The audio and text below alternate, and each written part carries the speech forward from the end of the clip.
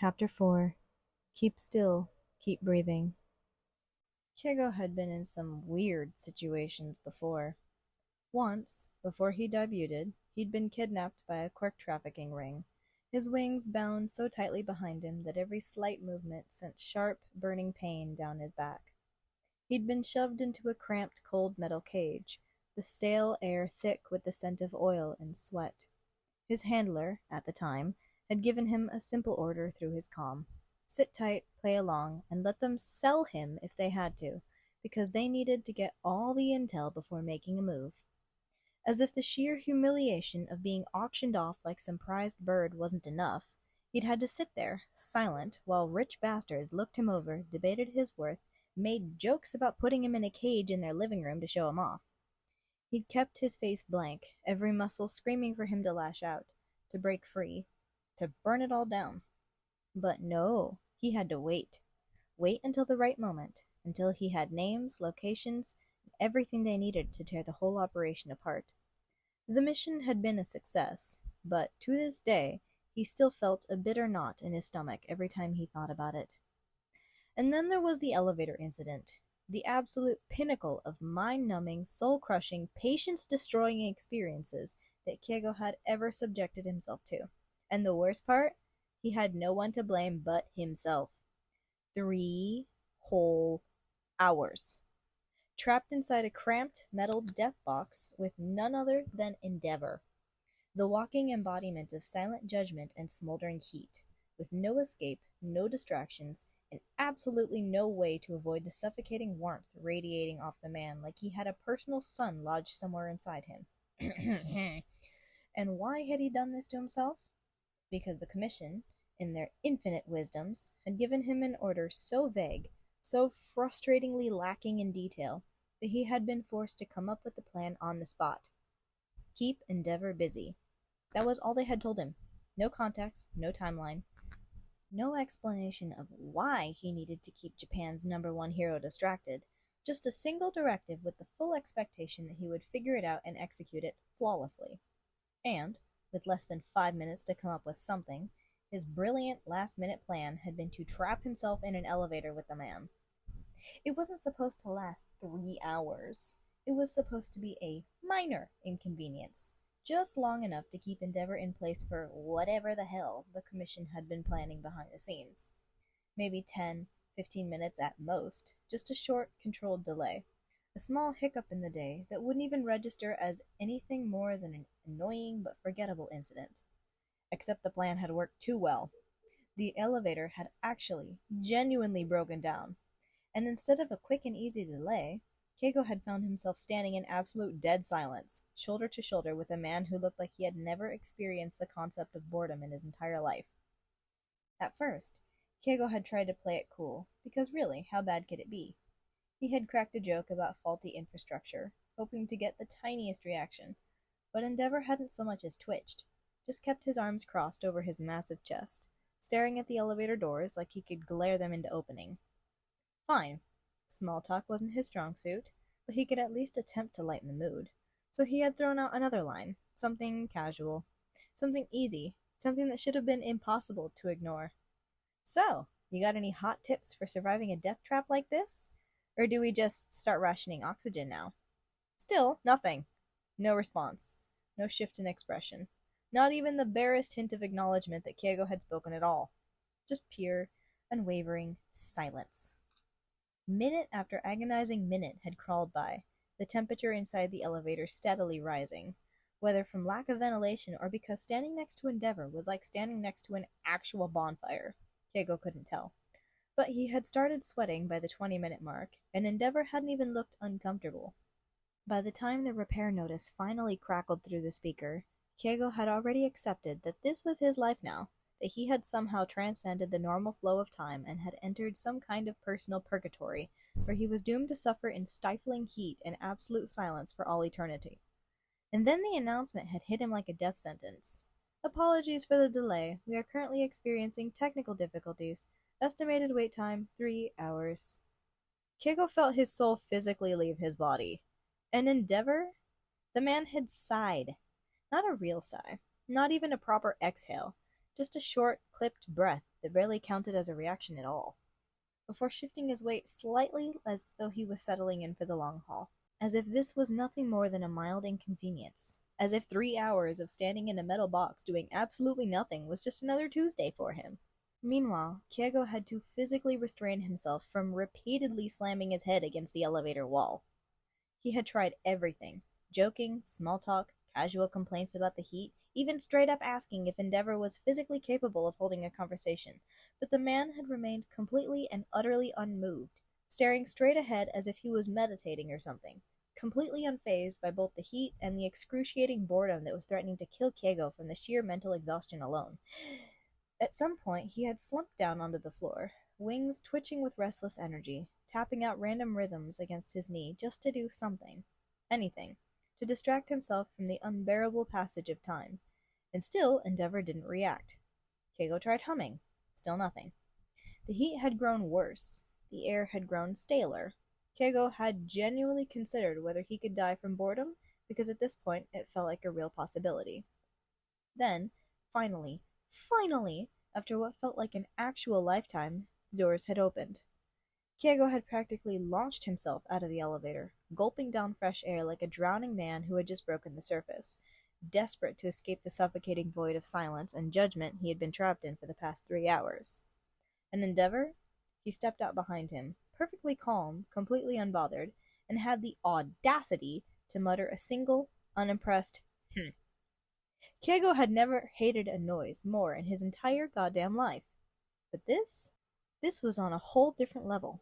Getting abducted by an invisible force, ripped from the ground as if the universe had suddenly decided, yeah, you don't need gravity anymore. That was new. He had no idea what he was dealing with yet, no clue what had grabbed him, how many of them there were, or what they wanted. But that didn't matter. Not yet. The first rule of survival in an unknown situation? Don't panic. The second? Survive? So he stayed limp, muscles relaxed, body heavy, letting himself be pulled upward like a rag doll caught in a riptide, resisting every single instinct screaming at him to flare his wings, twist midair, fight the force yanking him from the ground. If they thought he was unconscious, they wouldn't expect resistance. If they weren't planning to kill him immediately, that meant they wanted something from him. And if they wanted something from him, that meant he still had time. He could work with time. The pull grew stronger, the wind around him howling as he shot higher, faster, his stomach lurching with the sheer speed of it all. For a second, he thought about opening his eyes, just a peek, just to get something, a glimpse of what the hell had him, but no, too risky. Not yet. He needed to play the long game, gather information first, act second. Higher, faster, the air turned sharp and thin, a biting chill replacing the initial rush of heat from sheer friction. Then, slam! The force holding him vanished instantly, and the impact that followed was brutal. His back hit solid metal, pain exploding across his spine as the air was punched from his lungs. His skull bounced against the cold floor with a crack, stars bursting behind his eyelids. His wings, still half tensed from the suddenness of it all, crumpled beneath him, the delicate joints screaming in protest as his full weight crashed down on them. If he hadn't been so focused on playing dead, he might have let out a real sound of pain, but he bit it back, forcing himself to stay limp, to stay still, even as his body begged him to curl inward, to move, to react. He had been in bad landings before. Hell, he had crashed before, but this was like being thrown out of the sky and into solid steel without even the courtesy of a parachute. Haha. Get it? Silence followed his rough landing. Not complete silence, though. There was movement around him, subtle, but there. The faintest scuff of something against the floor, the soft click of what could have been claws, or boots, or something else entirely. Then the distinct feeling of being watched, of eyes, many eyes. If he had to guess, studying him, assessing him, trying to determine whether or not he was really out cold. He focused on breathing, keeping it slow, even, just deep enough to be believable. Not too still, not too forced. Just enough to pass. Something poked him, sharp and jabbing, pressing into his side through his jacket. A stick? Or worse, a gun? Then a sound, short, clipped, and unfamiliar.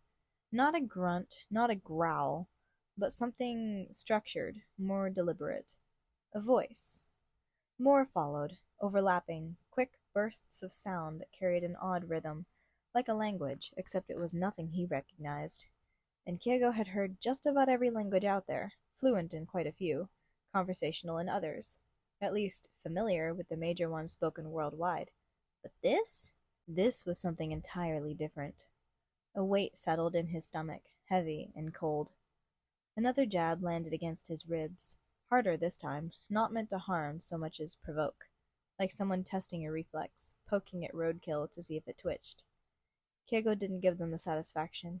He kept still, his body a carefully crafted mask of limpness, muscles relaxed just enough to sell the lie, breath shallow and even, not daring to flinch even as the cold metal floor pressed against the side of his face and the impact of the earlier drop still rang like a dull throb through his spine. There was movement again, someone shifting beside him, footsteps too light to be human, maybe, or maybe just cautious. And then a hand, or maybe a set of claws, grabbed his shoulder and rolled him with a roughness that scraped his skin against the floor.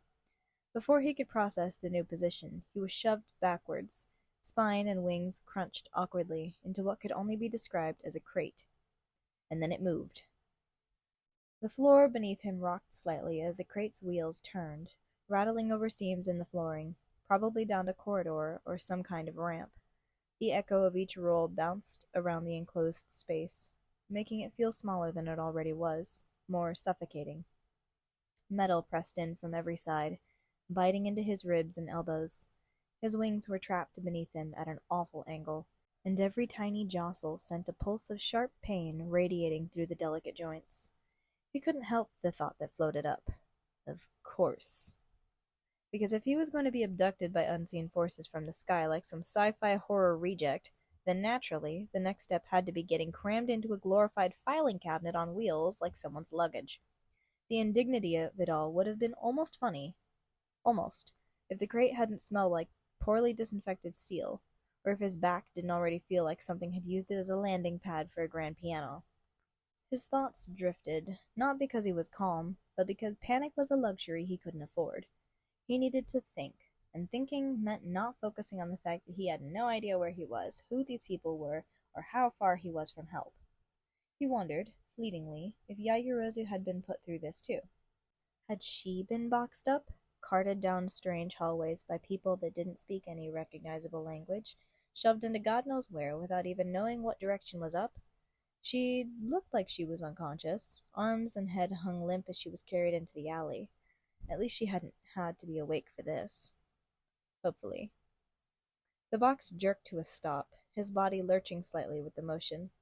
Silence followed, tense and thick, like the air before a thunderclap. And then the people started clicking. It wasn't Morse code, he knew that. Then the same language he heard earlier, sharp and layered. Some of the sounds didn't even sound recreatable. Whoever, or whatever, was speaking, they were close, and the sound bounced off the walls around him in strange ways that made it hard to tell how many there were. And then came the smell. Not just sterile, not just clean, familiar in a very wrong way. Over-sanitized.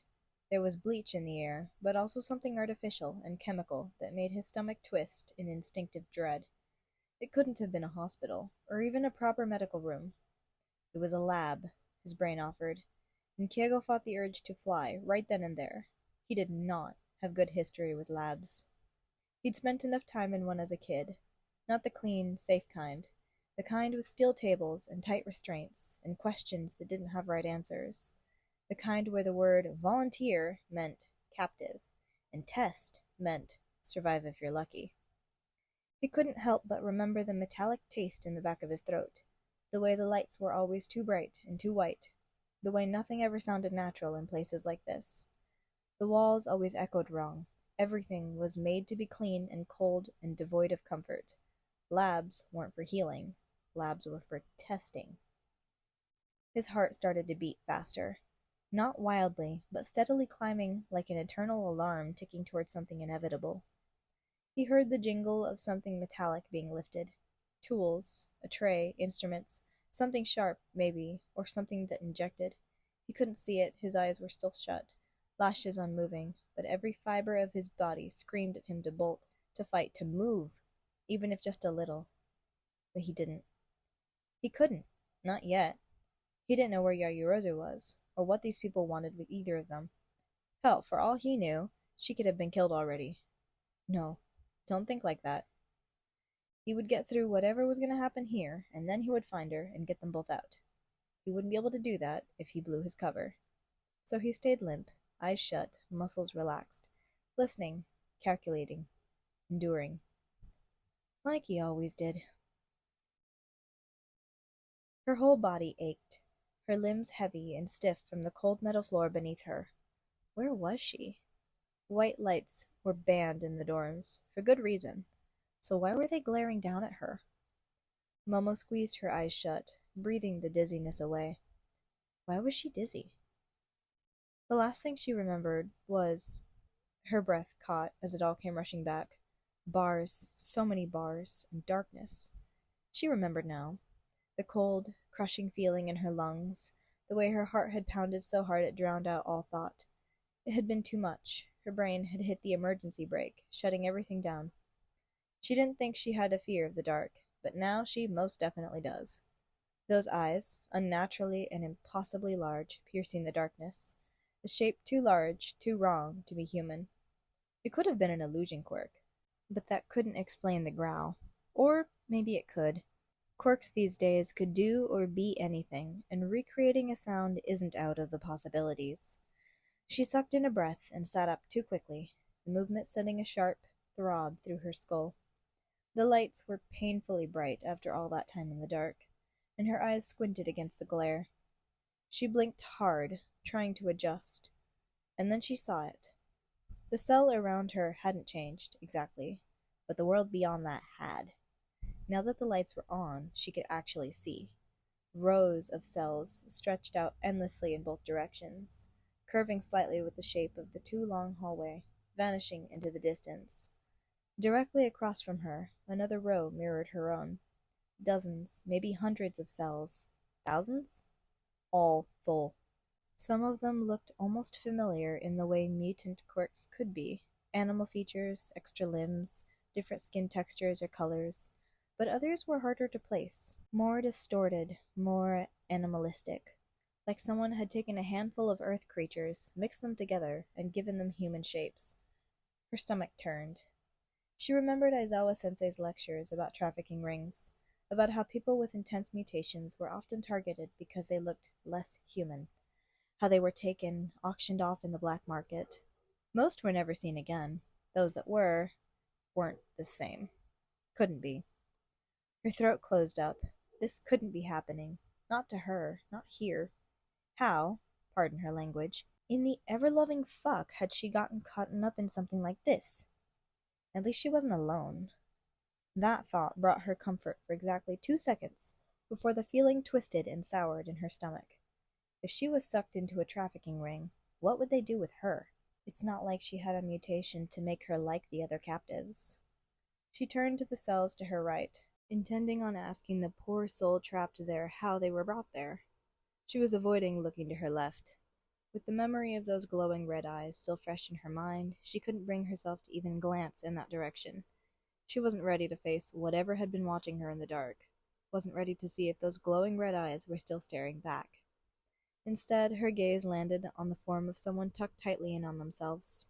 They looked like they had some kind of armadillo-type quirk, curled tightly into a ball, thick plaited tail wrapped protectively around their body, small and shaking. As if sensing her eyes, their tail twitched and wrapped tighter. Momo's heart ached. If she were smaller, if she had a tail to hide under, she might have done the exact same thing. No matter how scared she felt, she had to be strong now. Looking around, her eyes slowly scanned the cells lining each side of the hall. It was hard to process at first. There were so many shapes, so many different bodies. She'd assumed, in the confusion and panic of waking up, that she was surrounded by traumatized adults. But as her vision adjusted, her mind caught up with what she was really seeing. The realization struck her like ice water to the chest, cold and paralyzing, even as her mind tried to make sense of it. Children. Children!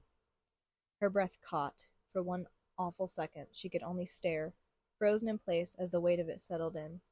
How many of them were here? How long had they been trapped like this? They were small. So many of them were so small. This wasn't just some horrific trafficking ring focused on highly mutated individuals. They were targeting kids. She wanted to scream, to cry, to do something. She couldn't fall apart. Not now, not in front of them. She took a breath, then another, letting the air settle the tremor in her chest. Step 1. Comfort the child. Everything else, the sharp sting of the fluorescent lights overhead, the endless rows of cells stretching out beyond the reach of her vision, the icy crawl of fear up her spine, could wait. None of that mattered right now. Not as much as the way the small figure across from her was trembling in the corner of their cell, tail wrapped tightly around their body like they were trying to disappear entirely. Because that child needed someone calm, someone who wasn't afraid, and if no one else was there to be that person, then Momo would. Momo inched towards the bars, careful not to move too quickly or make any noise that might spook the poor thing further. Her legs still felt like jelly, her arms heavy, but she forced herself to move. The child was so small, curled into themselves in the corner of the opposite cell, plaited tail wrapped tightly around their body like armor. Their shell glinted dully in the light, and Momo couldn't help but feel her heart twist at how tightly they were clinging to themselves. The closer she got, the more she noticed. A slight tremble in their limbs, the way they squeezed tighter as though trying to disappear the moment they realized they were being watched. It was instinctive, like a child trying to make themselves invisible. That's what scared her most. How natural it looked, like they'd done it 1,000 times before. She was so focused on the child that she almost didn't notice the feeling at first. That unmistakable sensation of eyes on her. Not just one pair. Several. Watching her, following her movements. She froze for just a moment. The hair on the back of her neck rose, skin prickling as a slow, cold dread crept down her spine. She didn't have to look to know exactly where those eyes were. Behind her, in the left-hand cell. The same ones from last night. The one she hadn't dared to face again. Guilt swelled in her chest, quick and bitter. Whoever was in that cell hadn't hurt her, hadn't even moved aggressively from what she could remember. Yet her fear had been insistent and overwhelming. She hated that reaction, hated that she was probably just another person staring in horror at someone who had no control over how they looked like. Still, she knew she'd have to face them eventually, say something, apologize maybe, but not now. She wasn't ready, not yet. Just as she was preparing to speak to the child, maybe ask their name, maybe just offer a soft, "Hey," a sharp, rhythmic sound rang out in the hallway. Squeak, squeak, squeak. Her head snapped towards the bars, heart thudding violently as the sound echoed off the smooth metal walls. Wheels. Small ones, probably rubber. Something being pushed down the hallway, steady and deliberate. And there, footsteps too. Slow, heavy, and getting closer. She froze in place, her mind racing. What if someone had seen her? What if she wasn't supposed to interact with the others? What if there were rules, unspoken or enforced with punishment, that she'd already broken? She had no idea who was running this place, or how they treated their captives. Her body moved before she fully decided what she wanted to do. She scurried back to the center of her cell so quickly her knees scraped against the floor, the jolt sending pain up her thighs. She pressed herself flush against the far wall, adrenaline making it hard to inhale properly. Her eyes flicked towards the hallway. She still couldn't see who was coming, but the sounds were close now. Too close. No, she couldn't be seen awake. Not yet. As smoothly as she could, she dropped down onto the cold floor, doing her best to mimic the position she remembered waking up in, curled on her side, facing the front of the cell, one arm tucked under her head. She fluffed her hair out around her face, trying to make it look like it had fallen that way naturally, like she had been lying there the whole time. She closed her eyes, forcing her breathing to slow, to even out. Her lungs burned with the effort to stay calm. Her chest rose and fell in a shallow rhythm, her face slack and still. But her heart wouldn't quit. It slammed against her ribs, deafening in the silence between each step outside. She pressed her arm tighter under her head, fighting the urge to lift it and look. She couldn't risk it. Whatever was coming, whoever was in charge here, might not respond kindly to a prisoner pretending to sleep, but they'd respond even worse to one who was caught trying to comfort someone else. So she stayed still, silent, unmoving. Just breathe, just be still. Whoever was coming wasn't in any hurry. Each squeak of the wheels was slow and deliberate, echoing down the corridor like a twisted metronome. They weren't trying to be quiet. They wanted to be heard. Each step, each chirp of those rubber wheels wound her tension higher. She imagined a clipboard, a cart, tools, metal restraints, syringes. Her mind wouldn't stop racing. By the time the figure reached her cell, their footsteps falling softly just outside the bars, her breathing had finally begun to slow, forced calm singing into her body like a command she'd given herself. Her limbs ached from the tension, from lying just a little too still, but she didn't dare shift. Even the smallest twitch might give her away. The hallway had gone quiet now. They had stopped right outside her cell. Silence. A soft scrape followed, a metal edge against metal. Her jaw clenched, fighting the instinct to recoil. She kept her expression slack, her muscles frozen in place. What if they were here for her? What if they opened that door, dragged her out before she could help any of the other children? Before she could figure out what this place was or how to get help? Then it came. A mechanical clack, faint but final. The lock. The cell door opened. Footsteps crossed the threshold, slow and sure. Momo could hear the familiar squeak of wheels again, this time inside the cell. They were dragging it, whatever it was, closer. The noise filled the small space with its unnerving rhythm. It wasn't loud, but it didn't have to be. She felt them stop at the center of the room, right in front of her. Still pretending to sleep, she strained her hearing, trying to make out anything she could. There was a clicking coming from whoever was in her cell. She would have thought that it was Morse code, or a dog clicker, but she knew Morse code, and this wasn't it. Maybe she was reading too much into it, and it was just a sound produced by a quirk. And then, without warning, the cart, or crate, maybe, was tipped. Bang! Metal slammed against the floor, the impact reverberating through her bones. She flinched internally, but held her body still, a statue of tension and fear. Her mind scrambled for answers. Were they trying to wake her up? But no, there was a second noise, a shuffling, weight shifting, something heavy being dumped out onto the floor just in front of her nose. She realized that the squeaking was coming from a crate, not a cart, and whatever was in it was now being dumped with her. She didn't know what it was. She only knew one thing. They weren't here for her. They were leaving something. After the contents of the crate were dumped, the person quickly left, wheeling the squeaky cart down the hall. Momo didn't move. Not yet. Not until she was sure. She counted each step, each echoing turn of the wheels, until the sounds finally faded into the distance. Only then did she dare crack her eyes open. And all she saw was red.